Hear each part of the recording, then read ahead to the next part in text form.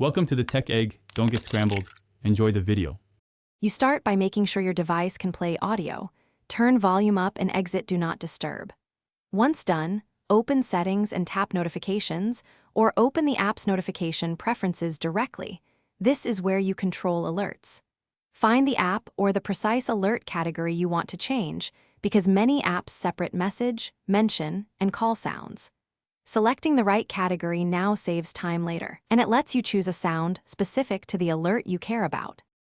Next, you pick the actual sound. Tap Sound or Alert Tone and listen to built-in previews. Choose one that's distinct so you notice notifications. If you prefer a custom audio file, tap Add or Upload, then select an MP3 or M4A from your files. Make sure it's short and loud enough. Once selected, adjust the notification volume and vibration settings so the alert is both audible and attention-grabbing.